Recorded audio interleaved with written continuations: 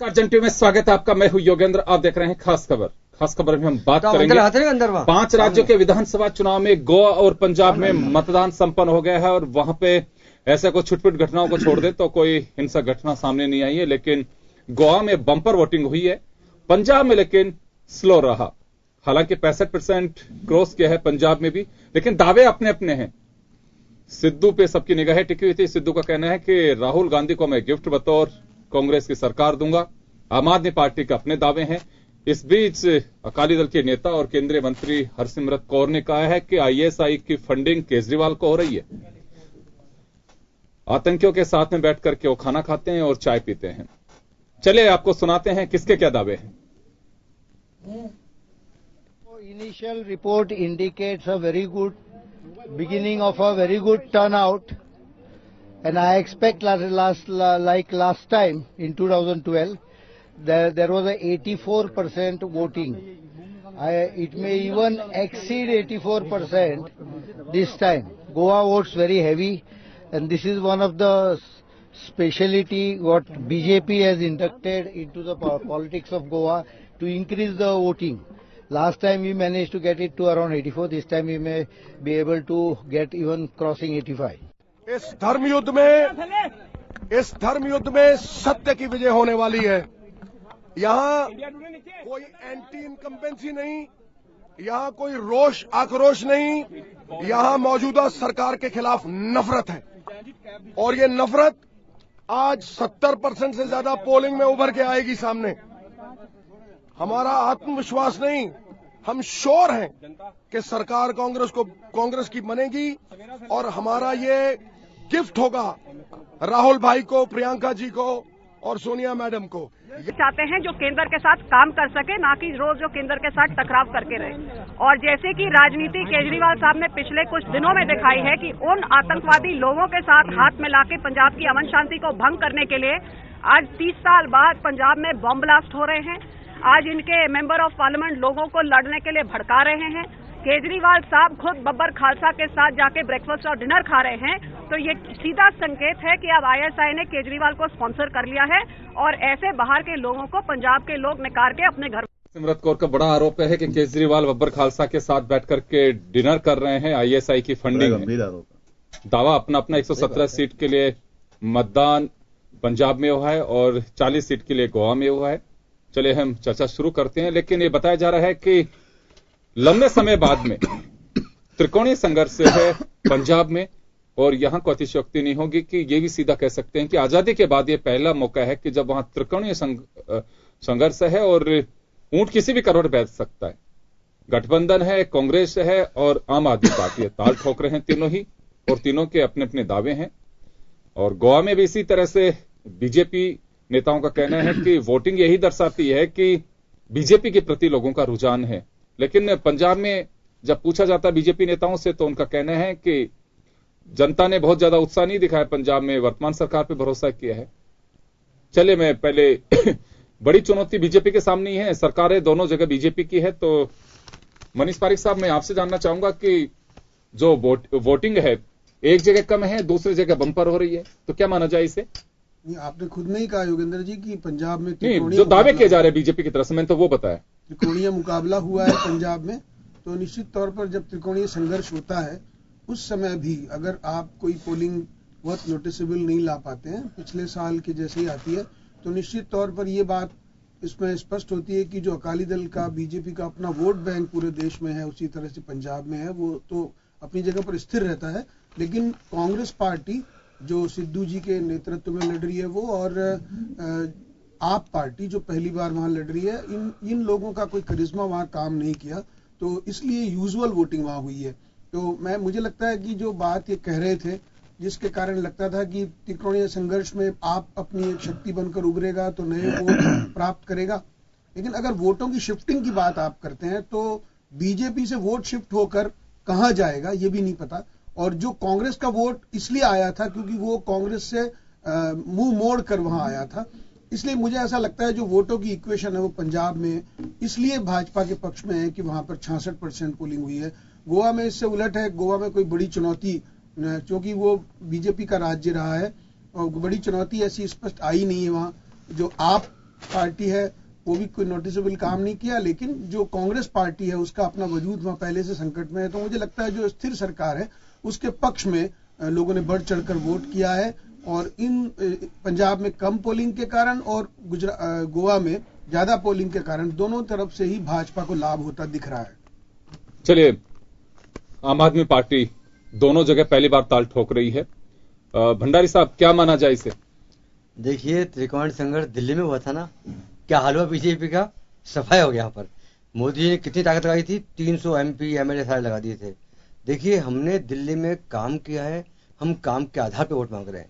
हिंदुस्तान के अंदर बीजेपी की जगह सरकारें हैं, कांग्रेस सरकारें हैं, काम के आधार पर वोट मांगे ना, बताना करें हमें काम कर दिए। 25 रुपए किलो घी वहां देना चाहते हैं पंजाब के अंदर, अरे भाई राजस्थान में 20 रुपए किलो घी बढ़ा दिया कल।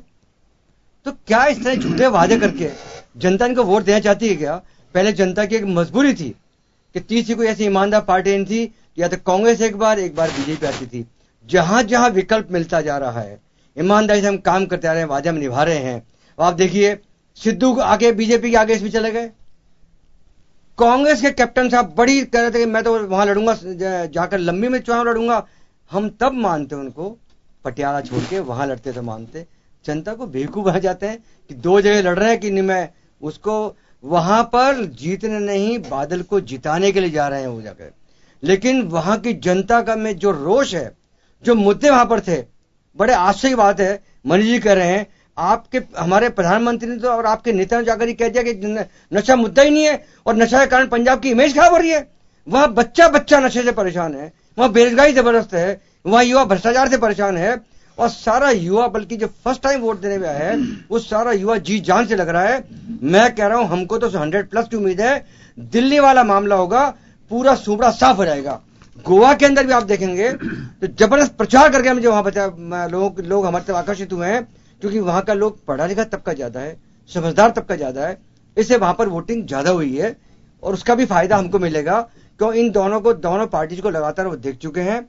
और हमारा काम, हमने कहा था दिल्ली के अंदर पानी फ्री दिया, हमने कहा था बिजली दाम आधे कर दिए, एजुकेशन इंप्रूव कर देंगे, हमने वो करके दिखा दिया, प्राइवेट एजुकेशन फीस कम करके दिखा दी, करप्शन कम कराया, जो पुल 4 करोड़ बनता था हम 2.5 करोड़ बना के दिखा दिया। तो जनता हम पर विश्वास कर रही है। जनता ये जान रही है कि ईमानदार लोग आए हैं, ईमानदारी से काम कर रहे हैं, और वो बदलाव चाहती है जनता। एक बार जनता देख चुकी है कि अब क्या हमको केजरीवाल जी को वोट देना है, आम आदमी पार्टी को वोट देके ये दिखाना है। क्योंकि मोदी जी की नोटबंदी देख ली उन्होंने, नोटबंदी ने जो हाल किया गांव के अंदर, सब लोगों को हलवा कर दिया। अरे आप ये वादा करके आए थे कि मैं ब्लैक मनी बाहर निकालूंगा, कहां से? स्विट्जरलैंड से। बहनों भाइयों, 100 दिन के अंदर। लेकिन आपका ये मानना है कि गोवा और पंजाब आप लोग फतेह कर रहे हैं? बिल्कुल फतेह कर रहे हैं, दिल्ली की तरह। बिल्कुल दिल्ली की तरह आ रहा है। बिल्कुल। तो दिल्ली में भी ऐसी उम्मीद नहीं थी आप लोगों को? नहीं, दिल्ली में उम्मीद थी, दिल्ली में हमको उम्मीद थी, लेकिन ये नहीं था 60-70। आप सही बात कर रहे हैं आप, ये हमको 50 से ऊपर सीटों की उम्मीद थी, लेकिन ये बात सही है। तो पंजाब में उम्मीद है। अब 100 क्रॉस कैसे कर रहे हैं? पंजाब में 100 से कर रहे हैं। जिस तरह का माहौल है, जनता खुद हमारा प्रचार कर रही है। वहां गांव के लोग खुद अपने व्हीकल ले लेकर के खुद प्रचार करके आ रहे हैं। अकालियों का कोई असर नहीं होगा? अरे अकालियों का आज हाल ये देखोगे, वहां बूथ की टेबल में नजर नहीं आए, भागे वहां से, अकाली नजर नहीं आए। जब उनको लग गया कि हार रहे हैं तो कोई नजर नहीं आए। कैप्टन साहब को देखिए, साहब कैप्टन साहब को चेहरा देख लो, आप इनका सिद्धू का चेहरा देख लो, बादल का चेहरा देख लो, आपको पता पड़ जाएगा। आदमी के अंदर की बात अपना चेहरे से अंदाजा लगा, चेहरे से मालूम पड़ जाता है क्या हाल हो रहा है। ये चले सुशील जी बताएंगे बात। तो सुशील जी, चेहरे के हिसाब से आम आदमी पार्टी अपनी जीत तय कर रही है, चेहरे से कुछ आइडिया लगा पाएंगे आप अपने नेताओं का? देखिए, आप पार्टी के पास तो कोई चेहरा ही नहीं था, ये चेहरा ही नहीं तलाश पाए वहां कि कोई चेहरा, इस वजह से दिखा नहीं रहे अपने चेहरा, वहां नेतृत्व कर सके। और वहां खुद पार्टी में इनके विवाद हो गया। आपके सिद्धू जी चेहरा नहीं मान रहे, पार्टी में इनका विवाद हो गया। वहां के मुख्यमंत्री कौन होंगे? यहाँ का दिल्ली का उप मुख्यमंत्री ये कह रहा है केजरीवाल जी पंजाब के मुख्यमंत्री होंगे, और पंजाब की जनता पूछ रही है कि आपके पास कैंडिडेट ही नहीं, डिक्लेयर तो करो। पहले तो सिद्धू जी को इन्होंने बेवकूफ बनाया, और सिद्धू जी जब इनके बेवकूफ बन गए, वो उन्होंने अपना रास्ता, सही रास्ता चुना, और कांग्रेस के नेतृत्व में चुनाव वहां लड़ा, कांग्रेस के साथ लगे। और वहां देखिए, कांग्रेस आप पार्टी के भी लोग टूट करके गए हैं, बीजेपी के लोग भी कांग्रेस के साथ टूट के गए हैं, दूसरे छोटे मोटे संगठनों ने भी कांग्रेस के साथ विलय किया है। इसका मतलब है कि वहां पर पंजाब में कांग्रेस की आंधी चल रही है, और कांग्रेस का जिस तरह से मैं आपको बताऊं कि जैसे दिल्ली के अंदर आप पार्टी का एक तरफा हुआ, वैसे ही यूपी पंजाब के अंदर कांग्रेस का एक तरफा चलेगा, जो 60-70 से नहीं करीब 80-85 से ऊपर सीटें कांग्रेस की जाएंगी। आप पार्टी को दिल्ली में देख लिया है, इन्होंने कुछ नहीं सिवाय बेवकूफ बनाने के, सिवाय उल्टा सीधा हल्ला करने के, सिवाय न्यूसेंस करने के अलावा कुछ नहीं किया। और वही हाल बीजेपी का गोवा के अंदर होने वाला है। 84% वोट ये भी पक्ष से मान रहे हैं और 66 को भी अपने पक्ष से मान रहे हैं। मतलब चिट भी इनकी, पंजाब में लगभग 70% वोट मांग सकते हैं, उनसे क्रॉस ही कर गया शायद, अब 70+ से ऊपर हो गए हैं। और जहां भी 50-55 से ऊपर वोट जाता है वहां सत्ता से बाहर होते हैं। और जो सत्ता में आपके विशेष बात ये देखने की मिलेगी कि कांग्रेस नंबर 1, आप नंबर 2 और बीएसपी ये जो अपनी बीजेपी और इनका दल 10 सीटें भी इनको नहीं मिलेगी। ये स्थिति है। अब ये तो ये टक्कर में ही नहीं है। जो नशा इन्होंने फैलाया है, जो तस्करी इन्होंने की है, बीजेपी गठबंधन ने, अकाली दल ने, जो जिस तरह से वहां बलात्कार और हत्याएं हुई हैं, जिस तरह से आतंकवाद वहां शहर के अंदर घुस करके जिस तरह आतंकवादी हमले हुए हैं, आप देखिए प्रशासन नाम की कोई चीज नहीं है। खुद मोदी भी हार मान चुके हैं, वहां उनके भाषणों से आपको पता लग गया होगा। और 2-2 मुख्यमंत्री गोवा में इनके चले हैं, तो वहां की जनता तो इन 2-2 मुख्यमंत्रियों से परेशान है। और अब पिछली बार गठबंधन था इनका, उससे ये इनकी सरकार बनी थी। अब के ऐसा नहीं है, अब के बिल्कुल ये बिखराव है इनके तरफ से। और दूसरी जो इनकी पैरेलल पार्टियां वो भी अलग से चुनाव लड़ रही हैं, उसका फायदा कांग्रेस को मिलेगा। कांग्रेस की सरकार गोवा और पंजाब दोनों जगह पूर्ण बहुमत के साथ बनेगी। चलिए, बीएसपी नेता विष्णु कुलवाल साहब, ये बात सही है कि नशा इस चुनाव में बड़ा मुद्दा रहा है, चाहे प्रतिपक्ष के निशाने पे रही हो या सत्ता पक्ष का रहा हो, लेकिन नशा मुद्दा रहा है। चलिए, नशा किसका उतरता है ये तो देखने वाली बात रहेगी। अब ईवीएम में सबकी तकदीरें कैद हो चुकी हैं और महज अब आप कयास लगा सकते हैं 11 मार्च को जब परिणाम सामने आएंगे तो देखिए उसी वक्त पता चल पाएगा कि कांग्रेस 4 सप्ताह में वहां से नशा मुक्त कर सकती है कि नहीं कर सकती है। आम आदमी पार्टी बेरोजगार मुक्त पंजाब देगी नहीं देगी, ये तमाम जो पहलू हैं वो देखने होंगे। हमें थोड़ा इंतजार करना पड़ेगा 11 मार्च तक का।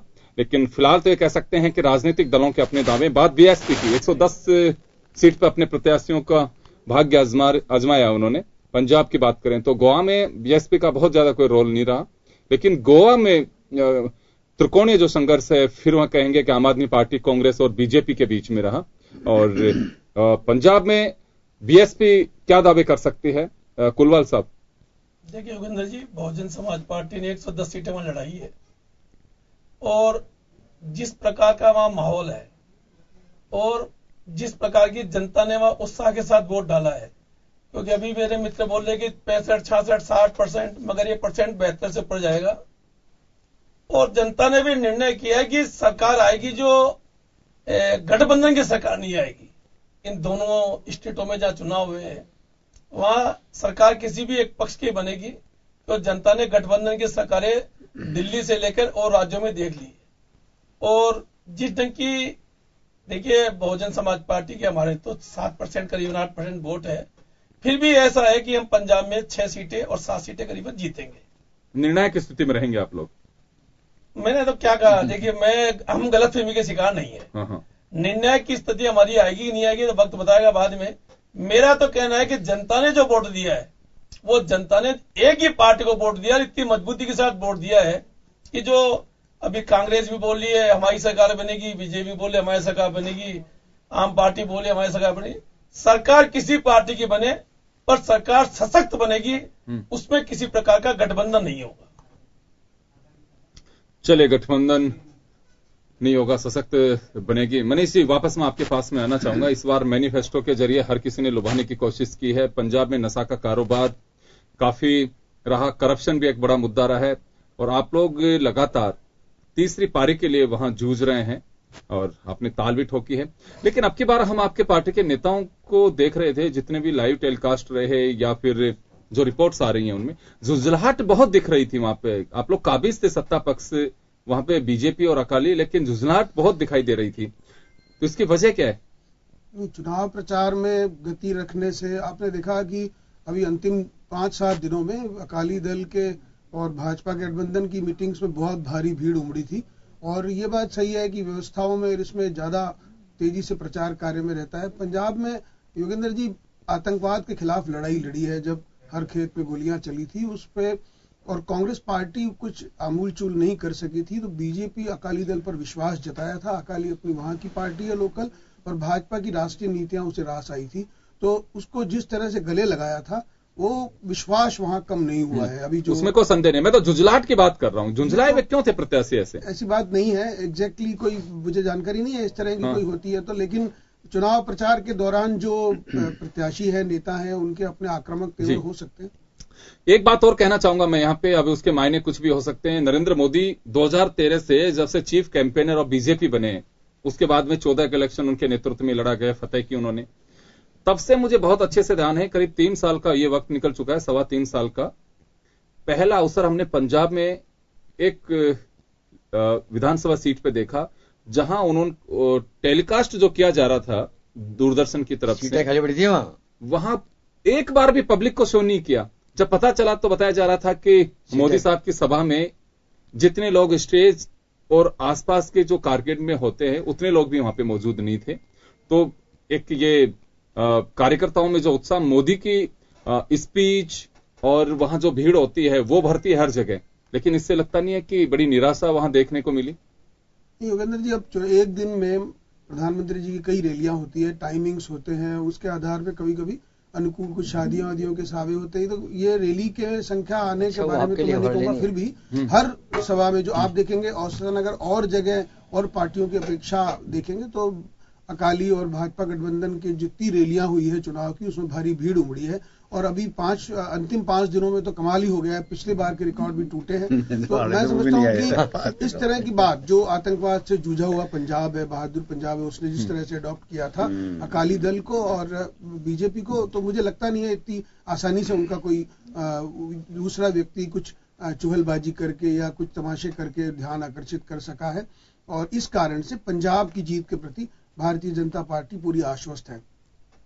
चलिए, मैं एक बात जानना चाहूंगा भंडारी साहब यहां पे आपसे कि ये बात तो सही है कि त्रिकोणीय संघर्ष इस वक्त किया था आम आदमी पार्टी ने, लेकिन कहीं ऐसा हो कि कम मार्जिन रहा या फिर कुछ सीटों का यंत्र पड़ा तो आप लोगों को पछतावा रहेगा सिद्धू को लेके? नहीं, पछतावा सवाल नहीं है हमारे यहाँ। हम इस बात पहली बात तो आपको स्पष्ट कर दूं, 100 से ऊपर सीट आ रही है, ये सवाल ही नहीं पछतावा नहीं। हम आपकी बात को मान लेते हैं कि 100 से ऊपर सीट आ रही है, मानने वाली बात है। नहीं, मैं तो आप ये भी मान के चलिए कि अगर सीट कम आती है, बिल्कुल नहीं होगा। अगर कांग्रेस सरकार बनाती है वहां पे तो सिद्धू को लेकर के पछतावा रहेगा? क्योंकि पहले आपके साथ मिले थे वो। अभी हमारे नहीं, हम मिले नहीं थे हमारे पास, वो हमारे पास आए थे और जो चाहते थे उस हिसाब से हमने उनको नहीं दिया, इससे वो चले गए।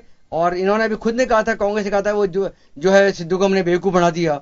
तो ऐसे बेवकूफ लोगों को अपने पार्टी के अंदर ले लिया बात है। दूसरी बात आप देखोगे, जब टाइम मोदी का 2014 में तूफान चल रहा था और हमारा काडर भी नहीं था उस टाइम पंजाब के अंदर, पूरे हिंदुस्तान के अंदर लड़े थे चुनाव और हमारे बहुत से लोग जमा जब्त हुई थी, उस तूफान के अंदर भी हम 4 सीट तो वहां लोकसभा की जीत गए थे। उसके अलावा भी हमारे 2 उम्मीदवार ऐसे थे जो काफी नजदीक पहुंच चुके थे। तो हमारा तो वहां पर धरातल इतना मजबूत उस समय भी था। और आप ये देखेंगे कि जो दोनों बौखला रहे हैं, क्या बातें कर रहे हैं, हमारे आतंकवादी संबंध है हमारे। अरे पंजाब में आपकी सरकार है, आपकी पुलिस है और हमारे संबंध आतंकवादियों से, उनसे उनके अगेंस्ट ठहरे और उनसे उनका वोट ले रहे हैं। हम किस तरह की बातें कर रहे हैं? ये जो बौखलाहट आ रही है बीजेपी के अंदर, बादल के अंदर बौखलाहट आ रही है। कैप्टन साहब यही बात कर रहे हैं, आतंकवादी ठहर गए। अरे गुरदासपुर में हमला हुआ, तब क्या हुआ भाई? वहां पर 2 बार तो हमले हो चुके, अंदर जाके आतंक मच रहा है। नशे की बात आप कर नहीं रहे हो। तो इनकी हताशा साफ जाहिर हो रही है। जिस तरह से एनआरआई ने आकर वहां समर्थन दिया, जिस तरह वहां का युवा बाहर आया, जो गांव के अंदर हमने देखा हमारे कार्यकर्ता का, गांव के लोग अपना प्रचार कर आकर अपने पैसे खर्च करके, आप बताइए जहां ये माहौल चल रहा है। मैं कह रहा हूं आपसे फिर मिलूंगा, दोबारा आऊंगा मैं यहाँ पर जब आप बुलाएंगे जीतने के बाद निश्चित रूप से 100 से ऊपर सीट आएगी। 107 का तो हमारा आकलन है, लेकिन मैं समझता हूं कि दिल्ली वाला हाल होगा इनका। इनके खुद के देखो ना क्या बोल रहे हैं। मोदी साहब ने क्या बोला? मोदी साहब ने क्या बोला करके हम भारी है।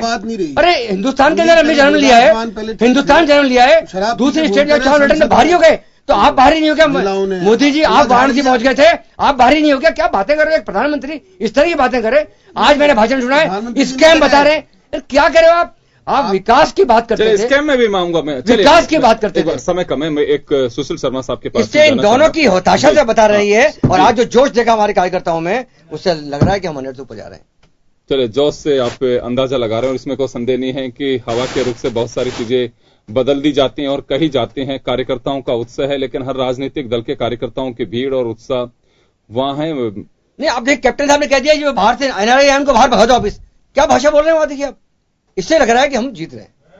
चलिए, इन लोगों की हताशा है, उसी से आप जीत रहे हैं। सुशील जी, बौखलाहट बता रहे हैं। हालांकि बीजेपी में आरोप लगते रहे हैं ये कि बीजेपी के जो सिटिंग एमएलएज हैं वो सही तरीके से जवाब नहीं दे रहे हैं, उनके पास में कोई जवाबदेही नहीं थी। अकाली दल के मंत्री जो थे उनको जब पूछा गया चीजों को लेकर के तो वो किनारे करने लगे। तो यहां खैर देखिए, आप लोगों के सामने तो चैलेंज यही है कि वापसी करनी है हमारे को, एक बार फिर कांग्रेस को एस्टेब्लिश करना है पंजाब में सरकार के जरिए। आम आदमी पार्टी ताल ठोक रही है पहली बार के लिए, बीजेपी के पास सामने दोनों जगह चुनौती हैं। कार्यकर्ताओं का उत्साह, हताशा, चेहरा, आम आदमी पार्टी का नजरिया सिर्फ यह है और बीजेपी का तो साफ कहना है कि वोटिंग परसेंटेज मेंटेन किया है, इसका मतलब वहां सब कुछ ठीक है और पब्लिक हमारे साथ है। देखिए, आपने कहा कि भाजपा के नेताओं में जो झुंझलाहट थी, जो घबराहट थी, वो पिछले 10 साल में जो पापकर्म किए हैं, चाहे वो तस्करी के मामले हों, चाहे नशे के मामले हों, चाहे आतंकवाद का बढ़ने का मामला हो, चाहे बेरोजगारी हो, चाहे किसानों पे जो समस्याएं हैं, पीड़ा, जो करोड़ों अरबों रुपए का कर्जा पंजाब सरकार के ऊपर चढ़ा है, उसको लेकर के इनके पास कोई जवाब नहीं है।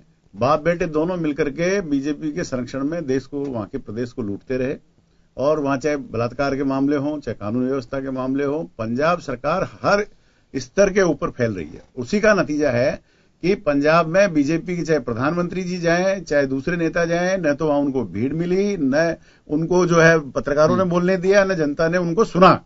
इससे स्पष्ट है कि वहां पर भारतीय जनता पार्टी और अकाली दल का सुपड़ा साफ हो गया। लेकिन और रही दूसरी बात, करेंगे उत्साह का क्या करेंगे? जो आम आदमी पार्टी के कार्यकर्ताओं में उत्साह, उसका 8 किलोमीटर लंबी केजरीवाल रैली थी और 22 हुई थी। जो ये उत्साह की बात करते हैं वो 11 तारीख को इनको पता लग जाएगा।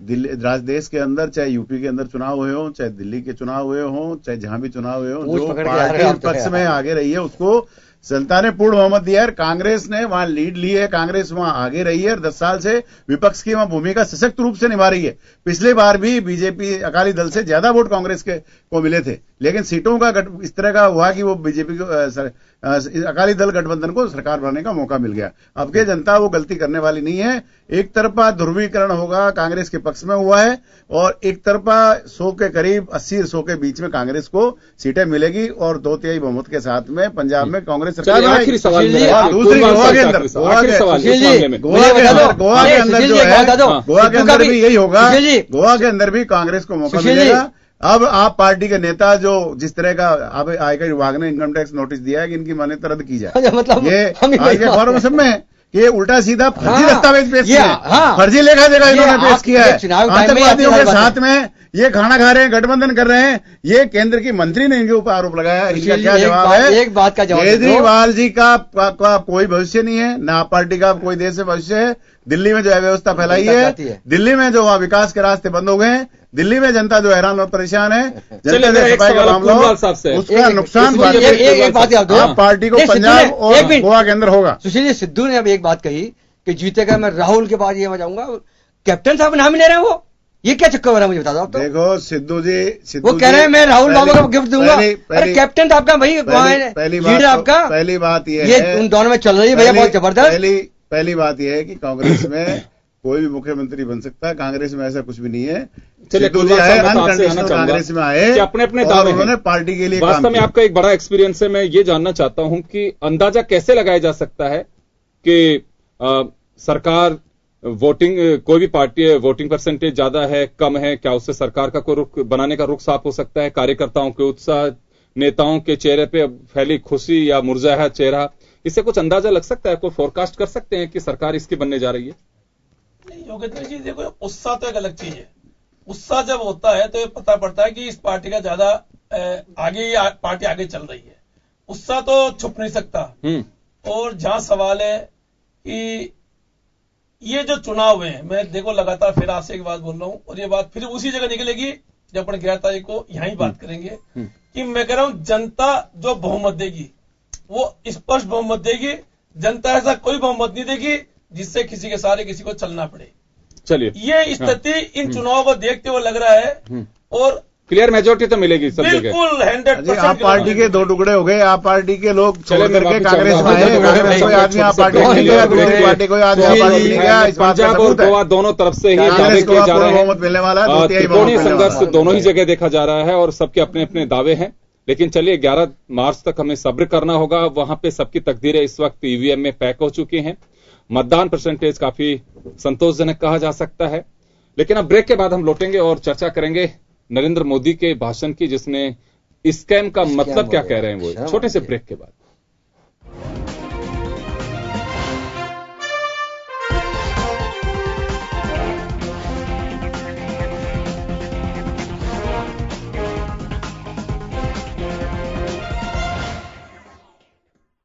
चालू मेरी बात माने ना काकी लड्डू खाओ, नौकरी लगी मेरी। अरे वाह, नौकरी लग गई जी।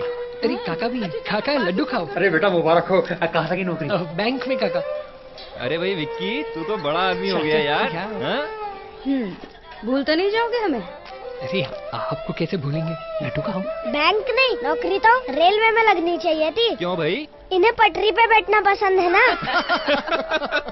अरे कुछ भी कहता रहता है ये लड़का। अरे रुक।